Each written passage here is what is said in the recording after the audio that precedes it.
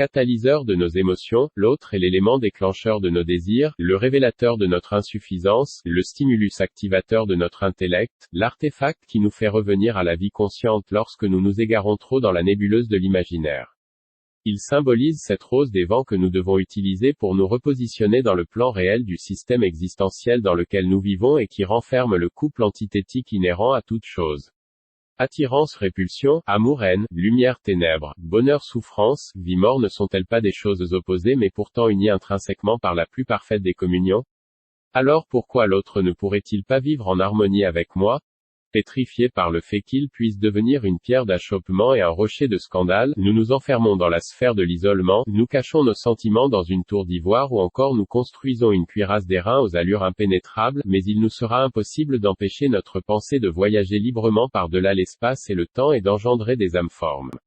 Notre conscience individuelle fait partie intégrante de la conscience collective. Bien que notre âme-groupe soit maculée de taches sombres et sa belle figure scarifiée d'erreurs, la lie ne reste-t-elle pas au fond du récipient?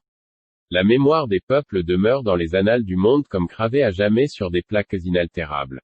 D'aucuns essayeront de la falsifier et tenteront de réécrire l'histoire de nos ancêtres sur des palimpsestes mais ils buteront ineffablement sur la marche du temps qui révélera aux yeux du monde leur imposture et consumera ce voile de facétie car la vérité est immarcessible et c'est elle qui rendra témoignage aux hommes au moment opportun.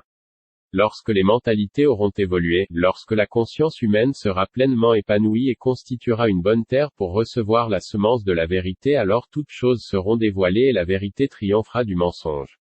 Lorsque la roue de la fatalité aura achevé sa dernière ronde et que les captifs d'antan deviendront les rois et que leurs bourreaux auront pris leur place de martyrs dans un ultime cycle karmique, alors l'émergence de la loi de l'équilibre établira l'harmonie entre les nations.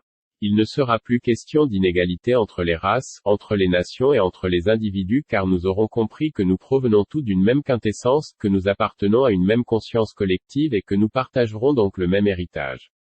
L'esclavage, la colonisation, le système de caste, et toutes sortes d'inégalités seront abolies et les différences de culture, de race, de langue, de religion ou même d'idéologie deviendront consubstantielles à l'évolution de l'humanité.